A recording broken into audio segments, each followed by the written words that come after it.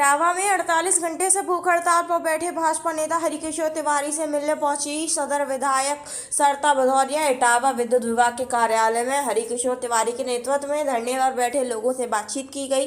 विधायक सरिता भदौरिया ने विद्युत विभाग के कर्मचारियों के बीच मध्यस्थता करवाकर अनशन तोड़वाया। इटावा से स्टेट हेड नीत कुमार की रिपोर्ट। जिस तरह से आज आपका भूख हड़ताल खत्म हुई है, तो क्या किन मांगों को लेकर आप धरने पर बैठे थे और किस तरह से आज आपकी मांगें मानी गई?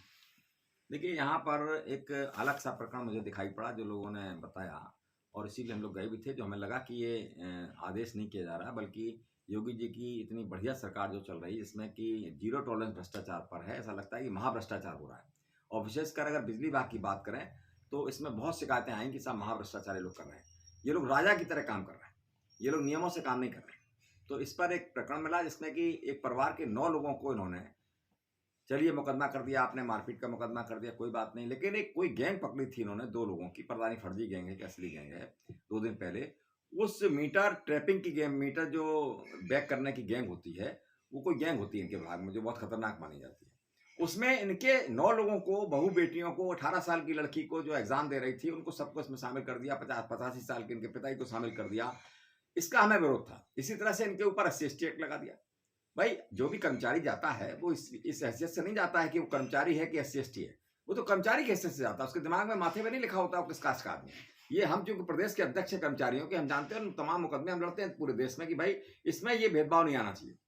ठीक है महाराज, तो कर्मचारी हो सकता है, झगड़ा हो सकता है। दूसरी बात, मैं उन पे ऑब्जेक्शन करता हूं जो अधिकारी थे वहां, सहायक अभियंता लेवल के लोग थे। आखिर ये घटना घट कैसे गई? आप क्यों उनको लेके गए? महिलाएं जब अकेली थी घर में, मैंने आज भी कहा एक्शन से कि भाई जब महिलाएं घर में अकेली हैं उस समय पे आपकी टीम नहीं जानी चाहिए वहां पे। जब पुरुष हो तभी जानी चाहिए टीम वहां पे।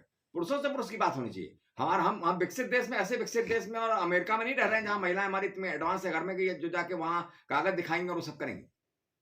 पुरुष आए, पुरुष के सामने आप देखिए और देखने के बाद उसका निर्णय कीजिए। आप उसके बाद काटिए जो भी काटना है या वसूली करिए जो भी करना है।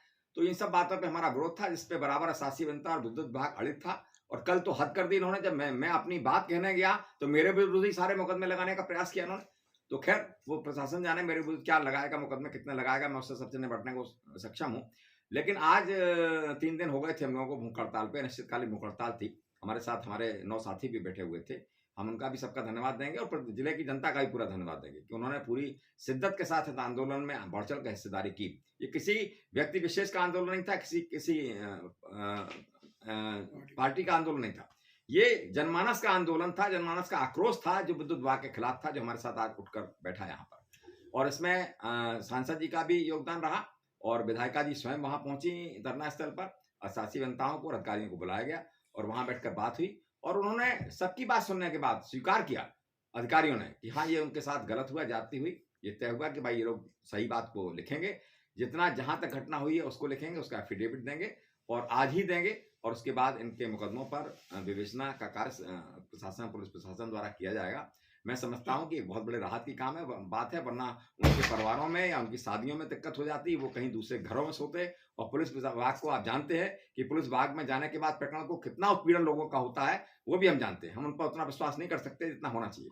तो हम यही कहेंगे कि भाई ये जो लोग योगी सरकार की नीतियों का विरोध कर रहे हैं, निचले स्तर पर नहीं होने दे रहे हैं, इन्हें सुधरना होगा ताकि हमारे जनमानस को आराम मिल सके। बिजली विभाग की लगातार ऐसी घटनाएं होती हैं, बिजली विभाग के कर्मचारियों की लगातार शिकायतें आती हैं, उसको लेके आप आगे क्या करेंगे और क्या ऊपर तक ये बात पहुंचाई जाएगी जनता की? नहीं, मैंने देखिए प्रमुख सचिव स्तर तक सब लोगों तक ये बात पहुंचा दी है।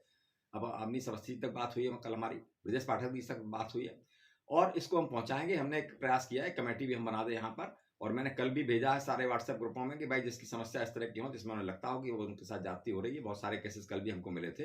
अगर ऐसा आता है तो हम लोग निश्चित रूप से उनसे बात करेंगे और उनको निपटाने का काम करेंगे। और बहुत ज्यादा उत्पीड़न तो हम नहीं होने देंगे। कितना हम रोक पाते हैं ये समय बताएगा। उन पे जो मुकदमे लगे थे वो सब हटा दिए गए हैं या कौन कौन सी मांगे सभी मांगी मुकदमे की मैं बात नहीं कर रहा जी? अगर मारपीट हुई है ये विवेकता का विषय, क्योंकि हम थे नहीं वहां पे, कोई नहीं था। हटाओ। लेकिन आगे जो चीजें गलत लगी उनकी हम बात कर रहे हैं, वो नहीं लगेगा।